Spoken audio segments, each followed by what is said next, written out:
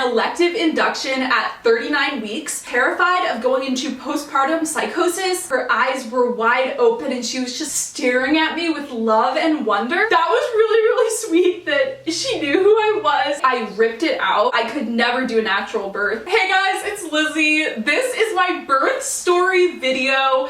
I watched so many other videos of women sharing their birth stories before giving birth, so I had an expectation of everything that could happen and what could go wrong. And going into it, I felt really confident, but there were still a lot of things that really surprised me. I generally had a very positive birth experience. There were a few things that were extremely painful, but overall, I thought it was a lot of fun. And it was way easier than the worst case scenarios that I was expecting. So let's get into it. I decided to do an elective induction at 39 weeks because I was terrified of going into postpartum psychosis. Because I have bipolar disorder, I'm at a much higher risk of psychosis compared to other women. I did tons of research, reading a lot of psychiatry journal articles. One of the things that can trigger mania and psychosis is oxytocin, which is released in the body when you go into labor. If you do an induction before you naturally go into labor, you're given two different medications. One is Cytotec and one is Pitocin. Pitocin is an artificial form of oxytocin, so it does a similar thing in that it gives you contractions and causes labor to happen, except Pitocin does not cross the blood-brain barrier. Oxytocin gives you this feeling of happiness, elation, comfort, peace, bonding. Because that is at such a high level during birth, it is one of the things that can increase your chances of going into psychosis. So I knew I wanted to avoid that completely. I really wished I could have been induced at 37 or 38 weeks because I was crying leading up to the birth, thinking about going into psychosis and just how terrifying it was. It was like my worst fear. We headed to the hospital on Sunday night. The only two people at my birth were my husband and my best friend, who was the maid of honor at my wedding.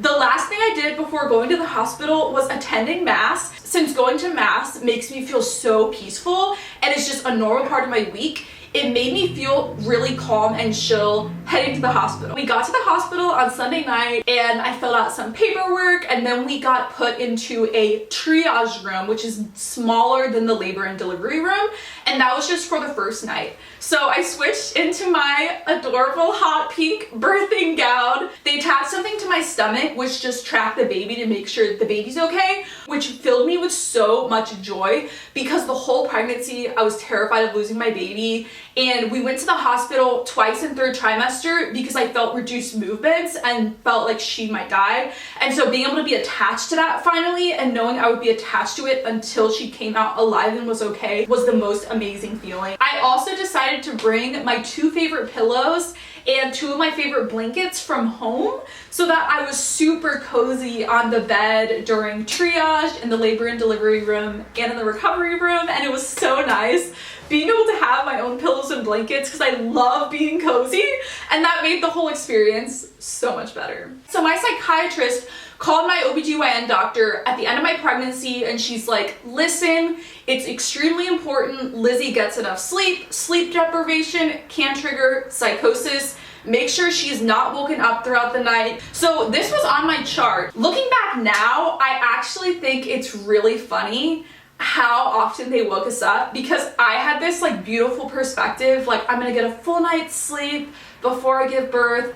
And instead they woke us up every 20 minutes to an hour. And even if they hadn't kept waking me up, I would not have been able to sleep because the bed I was on was malfunctioning. It was an electronic bed, and on its own, it kept moving. It made this really loud electronic sound. There were three sections of the bed, so the middle section would like go down or come up, the top section would go up, come down, the bottom section would be going up and down, and this happened like every 5 minutes where the bed was moving. And I talked to multiple people and they did not know what was happening, couldn't figure it out. Eventually, we unplugged the bed, but then they had to re-plug the bed back in every time they came in. For some reason, the lab kept messing up. It was going bad before they could test it, so they kept having to get my blood 3 different times, and each time they came they had to adjust the bed. They had to like put me up, so then the bed kept moving and got really uncomfortable. The other thing that is so funny looking back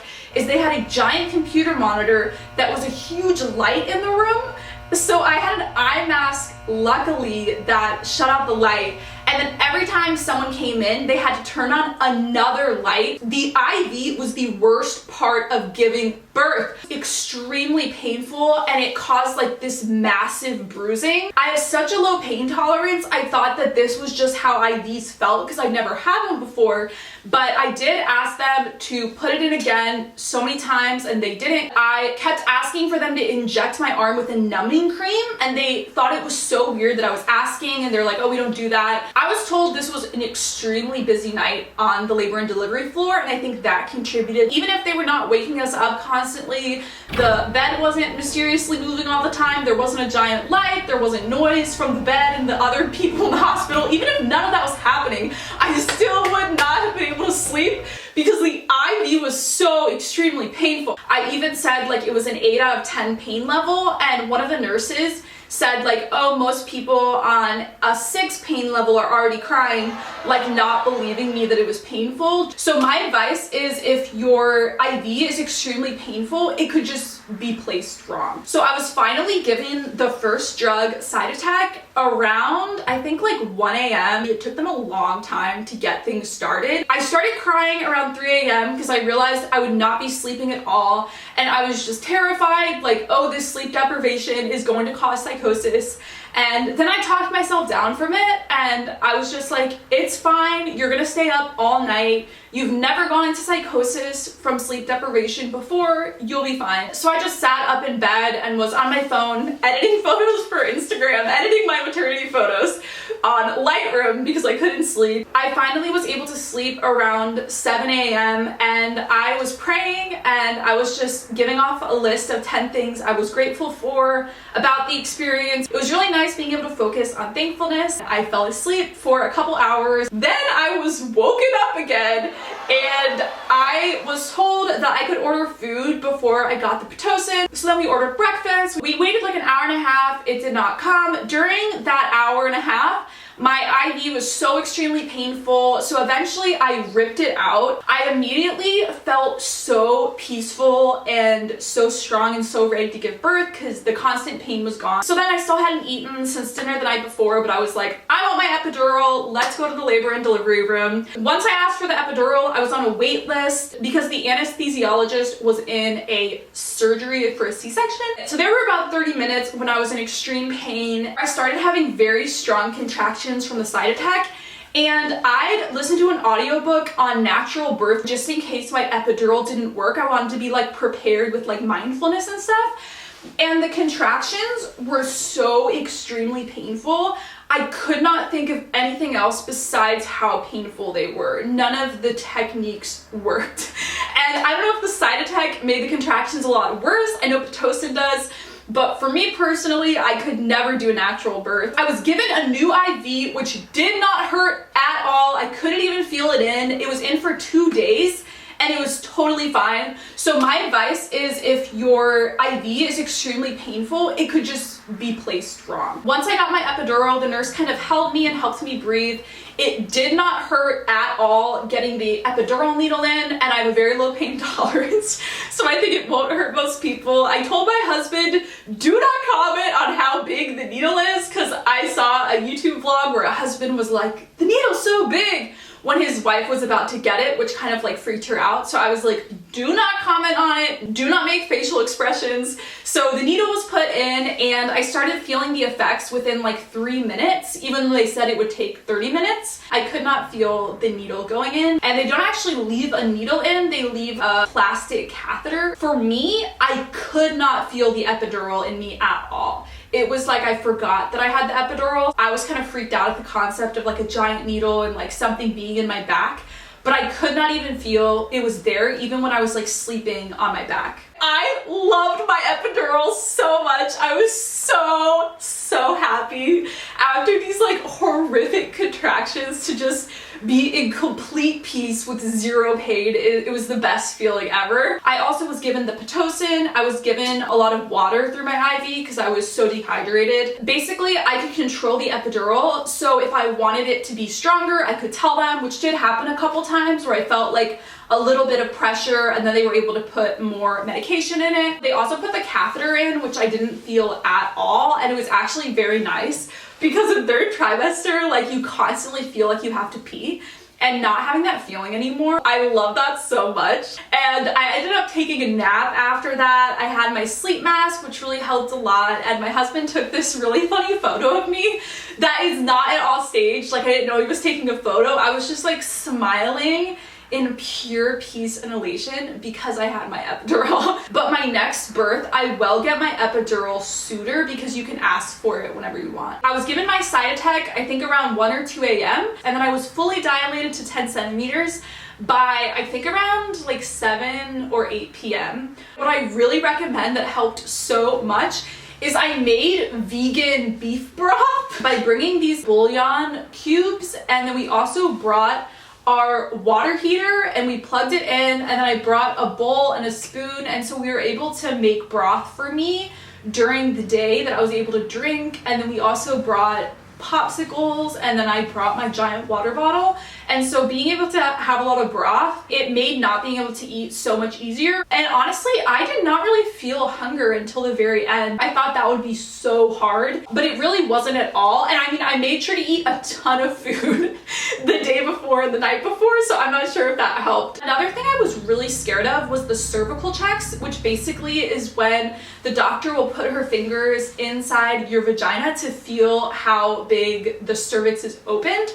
And I had that happened around, I think like 37 weeks at my OB appointment, and it was extremely painful, and my vagina hurt for like 7 hours after. I told them in the triage room, hey, cervical checks are extremely painful on me. I have an extremely low pain tolerance. Please use double and triple lube when doing a cervical check and be super gentle. And because I said that to everyone who did a cervical check, they did not hurt at all, which was so shocking to me because my first cervical checks were extremely painful. So ask them to be gentle and to use extra lubrication. So then what they had me do when I was 10 centimeters dilated was sit up on the bed and sit in like a butterfly stretch position, which is just where you put your legs like this with your feet facing, and that helps like the baby drop.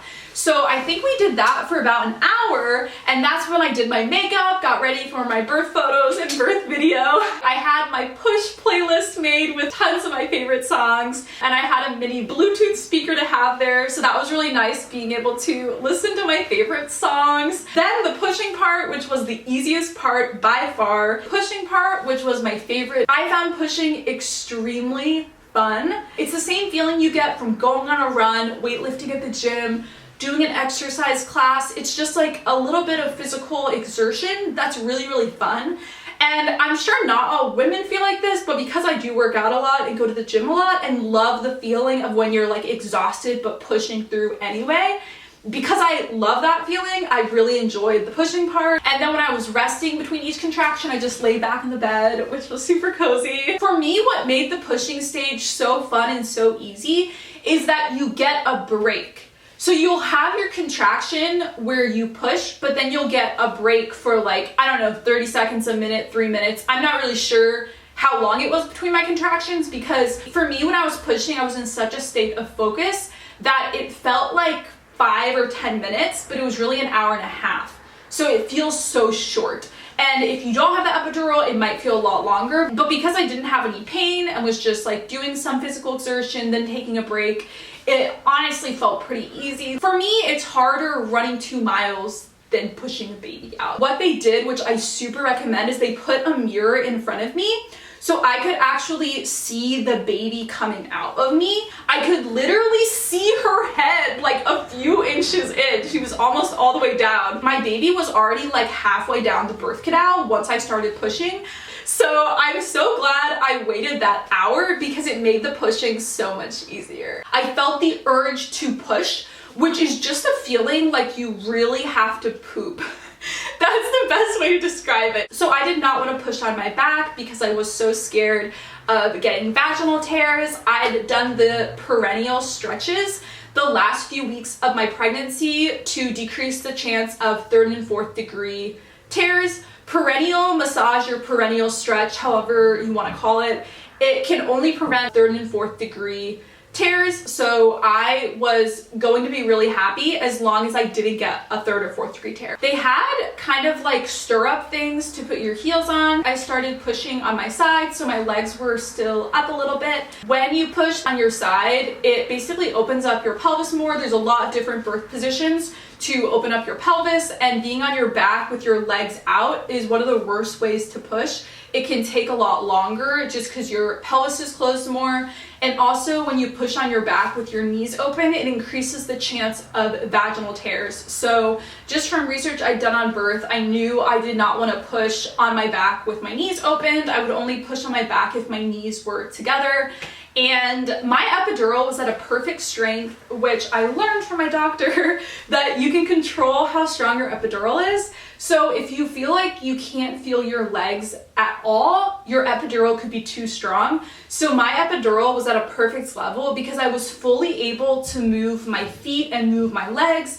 I felt the urge to push. So I didn't feel the pain of the contraction, but I felt the urge to push when the contraction happened. So like it would be on their screen that I was having a contraction, but I already knew I was having the contraction and was able to push. So that was really cool to me that like the epidural took away the pain, but I still had complete movement so I could push in any birth position. The only positions they didn't allow in the hospital was standing up, but you could put the bed in any way and push in any other position. Once I pushed probably through 3 contractions, my baby's head started coming out. And I wanted to push extremely slowly after the baby's head was crowning because that's when you will get the vaginal tears. So I did not push that hard for a lot of the pushing once my baby's head was crowning because I wanted to go extremely slowly. If you started learning more about birth, there's something called purple pushing, which is when you hold your breath while you're pushing. And I did not really do that. I did a combination of breathing through the contraction and holding my breath. So I would hold my breath for about half of it and then breathe for the second half of it each time I pushed. From just what I read about pushing, I just decided I did not want to hold my breath the whole time while I was pushing. So I felt it helped to hold it for like a few seconds. And then I would exhale, breathe in through the rest of the pushing per contraction. So I will say by the end of the hour and a half, it did get a little tiring and my baby's heart actually started dropping, which I know most moms would be like terrified that that was happening.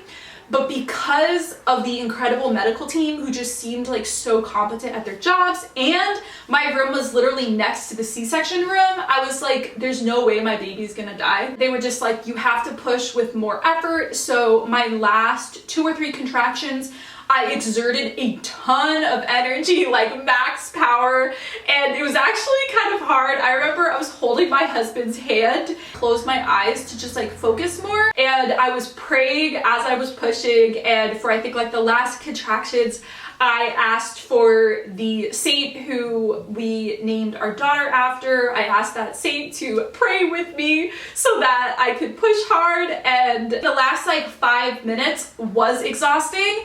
And the other thing I felt at the very end, my last 2 contractions, I felt starving because I had not eaten in like 24 hours. That was hard. Like the last 5 minutes was legitimately like so much effort, and I think I might have even been sweating a tiny bit at the end, and I was like holding my husband's hand, squeezing it. Again, having that mirror in front of me so I could see the baby's head coming out was so extremely helpful because I could see the head coming out more and more each time I pushed, and that motivated me so much to keep going because I was like, I'm almost done. And it was really sweet. Like I saw my baby's hair as she came out, and we actually thought her head was going to be so much smaller, and we were shocked when like her full head came out because she was like a pretty big baby, and we were like, wow, the baby's so big, because I was expecting to meet my baby and she'd be like so tiny, but she is not tiny. Once they put my baby on my chest, She was super aware, her eyes were wide open, and she was just like staring at me with love and wonder.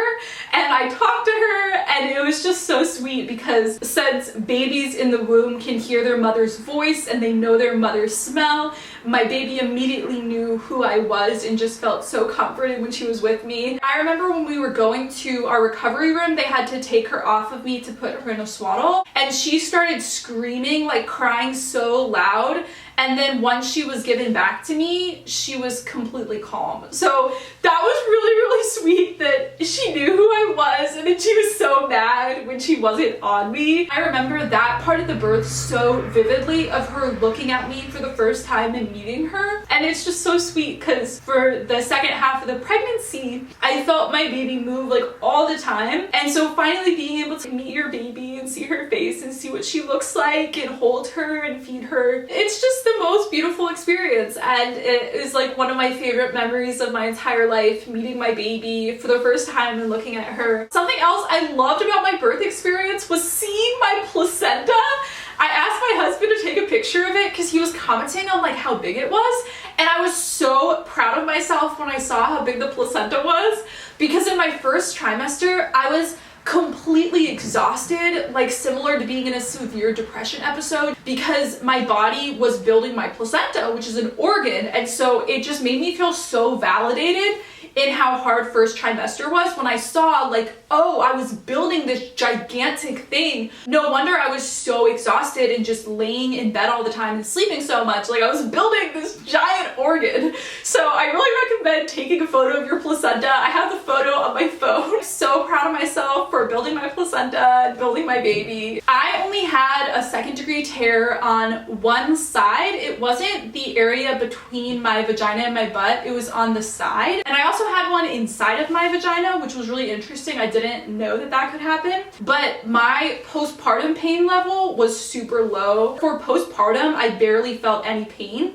in the areas where there was tearing because they gave me prescription pain medication. They gave me prescription acetaminophen and ibuprofen, and I like took it on a schedule, and because I did that, I barely felt pain. So I did skin to skin with my baby for about an hour, and that's when they were stitching me up and cleaning me up.